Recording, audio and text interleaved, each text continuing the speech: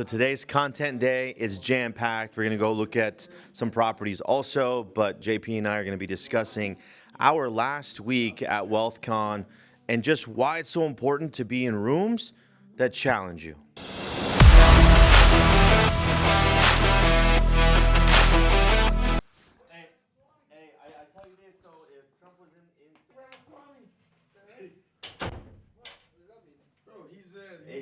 He's the Republican. He's the Republican. He's representing, huh? He's representing, bro. That's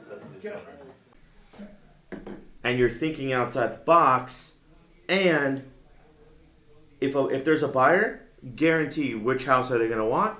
The one that's offering to buy down the interest rate, because the interest rate's 7.5%, and you will overshadow every single competition against you because nobody else is doing it. Okay, and if we reverse engineer that, if you make make or put in your pocket $100K from your principal balance right now.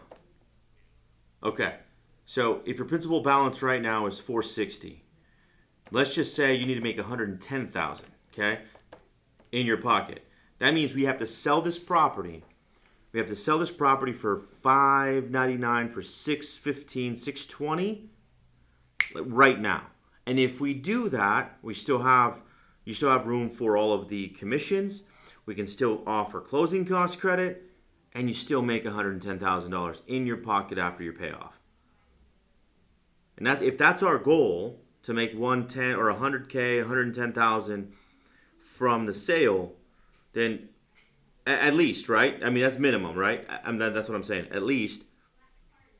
Okay? All right, brother. You're welcome. Thanks, David. Bye. That was dope. What happened? That was dope. All right, so we got a phone call from a potential seller that wants to sell their property relatively quickly because they're going to get relocated in 3 weeks or a couple weeks. There's going to be an email that he's going to be receiving, so we're going to be waiting on that. He either wants to sell it cash now quickly in 3 days, or he wants to put on the market to try to maximize as much money as possible. I think that's going to be the route because it is a bigger house, and he needs to make as much as possible on this sale because he's going to be using that money for another property in a different state where he's getting moved to from his job. So I don't know. I guess we'll see. It's just something that's happening today, which is awesome, and we're pushing through. So one of our tenants moved out of one of our rental properties, and we're going to go walk it, and I'm going to give you guys a breakdown of what I did to purchase this property. So I bought it for $90,000 back in 2017. My payments are about $550 a month. I ended up putting down like 20 or 30K. This last year, we ended up getting a little bit higher rent. We got $1,500 per month for the last 12 months, which is pretty awesome. But before that, we were about the average, about $1,000 a month for rent on this 3-bedroom, 1-bath property. So if you added all of the last years that I've owned it, which is 60 months at $1,000, is $60,000 in generated rent that I received. But the last 12 months, we made $18,000 because we had a $1,500 a month rent. So total, so far, $78,000 just in rent. Okay, that's the money that I received. I paid 90 grand for the property, so we're already positive. But check this out.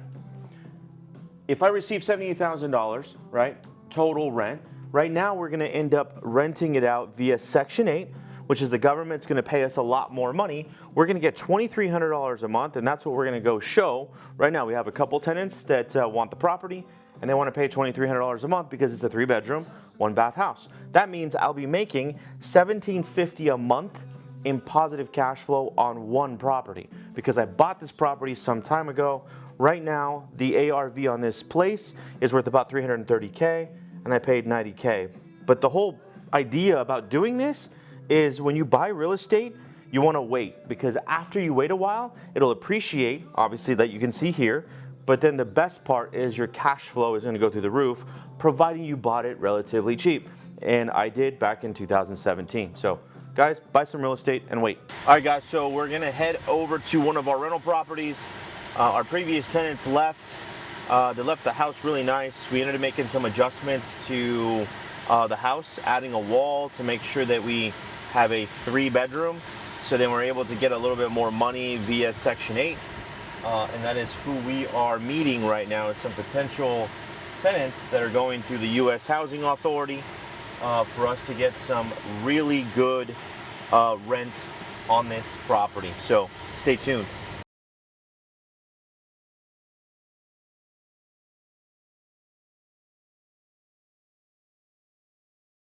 So we are here at the property. We're going to show some potential tenants. Yeah, we're going to show them this house and see if they like it, and hopefully we're going to gain another tenant for one of our properties via U.S. Housing Authority Section 8. So we'll see how it goes.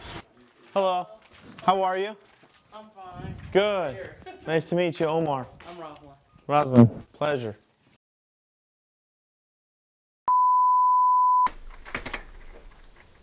All right, so our second person that's going to be here to see this property was late. This one may not work for her anyways, or for that person. So we're going to go to the other property that we have down the street. And that's a 3-bedroom, 1-bath as well. And that's the one that I ended up putting up a wall to make it a full 3-bedroom. So we can get that extra, I think the extra $500-600 per month via the U.S. Housing Authority Section 8. So now we're gonna go check out that property. It's like one extreme to the next. Like you got a bunch of real estate resale or retail guys, you know, people that list a bunch of houses, this, that, and the other. Not that we don't, but then you also have like the investment side of it, like owning real estate, you know, which is cool. All right, so where we headed? Heading to my other rental. I bought in 17 for 90 grand. And it's been rented since I've owned it, and we have somebody that wants to rent it out now because our previous renters left. So now we're gonna see if this person will qualify for the house, and it's Section 8, which is great. So we're gonna get $2,300 per month on this investment. Hello.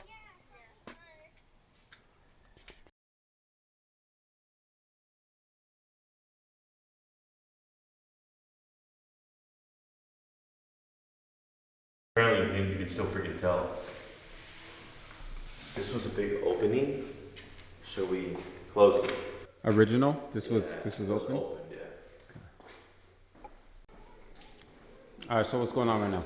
So you want to have some rental properties. Sometimes you have to stop what you're doing, go show the property, because you want to make sure that the unit gets rented out. Because having vacancies doesn't matter how much your payment is or if it's paid off. Like in this case, my payment on this property is $550 a month because I bought this property for 90 grand in 2017, and it has appreciated substantially. We've rented it out, and now that there's a vacancy, you know, our previous tenant left, we just showed it, they loved it, and by the way, we're probably gonna get $2,350 or almost $2,400 for this 3-bedroom, 1-bath house by the U.S. Housing Authority, which is Section 8. They give you maximum dollars for your rental, so that means you're able to cash flow substantially. Again, my payment's $550. If I get a renter to pay $2,300, you guys do the math. We're making like $1,700 or something like that in positive cash flow every single month. So this one property will pay for other investments that I have, or will pay for a new vehicle that I'm probably gonna get. So we'll see how that goes. All right, not a bad day, pretty good. Let's go check out some more properties. We're gonna go look at another investment property that's almost done, and our new sign is up too, which is pretty cool. So let's go. So we're driving by a couple of my properties, and this is one of them. We just rented this one out. U.S. Housing Authority Section 8. We're actually getting $2,400 a month for this 3-bedroom, 2-bath house, which is phenomenal because it's a paid-off property. I ended up buying it for $60,000 in 2011 when the market was completely depressed. It's been rented ever since. It was actually rented to one person for 10 years, for $1,000 a month or $1,100 a month, which is crazy because our rents are just through the roof now. And now that that we, what do you call it, our tenant left, we now rented it out via Section 8, and we got super high rent for it, which is phenomenal. And we're completely, cash flow. We're completely positive because it also even has another property behind it, which is rented out for $1,500 or $1,600. So $1,600 a month plus $2,300. What is that? $3,900 a month, almost $4,000 a month in positive cash flow. Crazy what happens when you buy some real estate. ¿Qué pasó? ¿Cómo están? Bien, gracias. ¿Estás saliendo bien? Oh, eso, mira. ¿Se ve mejor allá? ¿Que no? Es lo que le dije a David la otra vez. Qué bueno. I told him. That's so high. He said no. That's perfect. Oh, see, he's telling me See, that no, it was you. him. Because I even said before anything was there, I'm like, hey, can you drop that? Because it's really high. Oh, see, No, he does that with everybody. Anything nobody likes, he blames it on me. He said that you did it. No, he always blames it on Oh, see. It's easier, huh? Because It's you're like, easier. yeah. Fue la primera que le echas ahí. Yeah, bro, estaba muy chiquitita, bro. Sí, pero Ya chingaste ya ahí, bro. aquí lo baja para nosotros. ¿Ah? Baja para nosotros. Aquí van de nosotros. No, bro, no van. ¿Sabes por qué? Porque está más grande Sí, pero y no están ahí porque ya tienen la cortada. Y lo tienen como 2-3 pulgadas. Sí, pero esto lo va a cubrir. Ahí mismo. Lo Oh, no, sí cubre, eso sí. Sí, lo va a poner ahí mismo ahí. Yeah, bro, I don't know why we didn't fucking do it, man. En serio. Mira, a tener el fucking Tú dishwasher. di, Huh? tú di, te acabo de poner el granito que está. Bought this property and it needed some love, but it was pretty much a quick turnaround. And the cabinets on top weren't, they weren't good. So we ripped them all out. We're gonna have open shelving, which is gonna look great. But what I didn't do is I didn't get rid of these cabinets. All we did was paint them. They look great, but I'm just realizing there is no dishwasher. So them not having a dishwasher here, like, kind of kills it a little bit. But at the same time, I'm just gonna turn around and resell it, and let's just see what the market does. And even if we make a very minimal profit on this thing, maybe 15, maybe 20,000 bucks, at least the house will get sold. I own the other lot across the way that I'm gonna keep. That's going to be our main lot that we're keeping for advertising. So I don't know. It could work. We'll see. ¿Qué voy a gastar, bro? Si ponemos. Pues me costó como, me trae como en $200. Alright, so he bought a new cabinet for that one corner piece, $200. If I tell him to rip everything out, put new lowers in, it's probably gonna run me $1,500 bucks, $2,000 plus some labor, and then countertop, a new sink. It's probably a $3,500 to $4,000 investment. Yeah. Pero ¿qué piensas ahí, man? ¿Sí vale la pena? Y no sé por qué. ¿Necesitas que visiten? Oye, nomás quitamos todo y ponemos nuevo. No, pues vamos a quitar un nuevo. No, pues sí, porque que sí va a valer la pena, pues sí, porque no sirve este. No. Este espacio tampoco sirve para nada, el de aquí. Nah. Acá está todo cerrado. God damn. Ese espacio tampoco sirve si ahí era. No? El de acá, el otro que está acá. Mira, este que abajo no, ya que no va a dar. Todo este espacio también está cerrado. Es un espacio que está perdido. ¿Y por qué? Pero así lo que se tiene pues. Haz de cuenta que ese espacio que está allí y este es el de la platos. Yeah, bro. Hacemos esto. ¿Sabes qué? ¿Por qué no? Fíjate, ese ya estaba pintado. Este es nuevo. Este es nuevo. Pero así viene, blanco. No, yo lo pinté. Oh. No, Oye, ese se queda, también esa. Sí, esos dos puestos de este. Nomás es esta parte. Nomás esta parte, sí. Pero luego el pedazo de granito. Pues trato de quitarlo sin que se quebre. Para usar lo mismo. porque será publicitario que no quebre. Pero también es nomás prefabricado nomás. Sí, no me acabo más. So this run right here is just a prefab. So if we rip it up, we put a new maybe quartz in, make it look a little more fucking modern. But now if we do quartz here, we're gonna have to do quartz there. Or we have to find the same kind of granite so it matches those other two, because these two are not gonna get replaced because they work. It would be just this side to be able to have the dishwasher right there. Literally, the dishwasher will be fit perfectly right there. Sí, acá la Ya. boquita esta. Aquí mira. Sí, porque ahí abriría ahí para Ya. allá. Y sí vale la pena, bro. Sería aquí. 30 pulgadas. Dishwasher no son No, 24. 24. Ahí está. Acá 24 aquí y aquí tenemos 3 36. 36. Vamos a tener uno de 36. El dishwasher, El de la entrada. Otro de 36. Sí. Aquí, Y luego allá, fíjate, ¿qué tenemos en total? 30. ¿40? 5 pies. ¿5? Sí. Son 60 pulgadas. Sí. Sería uno de 30. Dos de 30 o uno de 30 de 18 en la esquina. Sí, no. Y luego otra de 24. No, aquí sería por si se pone uno de 36, uno de 36 y uno de 18. Ahí está. Uno de 18. Ya. Ahí hay como esto. Ajá. Y luego ahora sí tienes. El dishwasher. Ya, bro, pero. Ya. Al cabo no llegan todavía. Llegan el viernes. Y hasta se arregla esta electricidad que está aquí para. A ver. Hasta se arregla esto ya de una vez. Yeah. Fuck it, let's do that, bro. God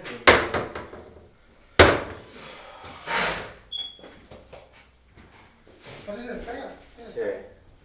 Se despega. All right, so what we're gonna do, and this shit happens when you go and check on the properties and you start thinking about it. You want to fucking be cheap and not do something. It's gonna come back and bite you in the ass. So we're gonna rip out this whole bottom section and see if we can salvage the countertop. And if we can't salvage it, what we'll do, we'll cut right here. We'll have Marcos cut all the way, around, I guess, so we can fit one big sink, one undermount sink. We can still use this one, but if we're gonna rip everything out, we just have one square sink, undermount, and that's it. Hey bro, I left you a voicemail about the electrical work here at Kiowa. Oye, también esta parte, mira. ¿Qué hizo ahí? ¿Nada? No, nada, pues, nada. No, bro. Fucking A, man. ¿Sabes dónde va a tener poquita pintura? Que si la compro, pues ya. Así no la tienes, bro.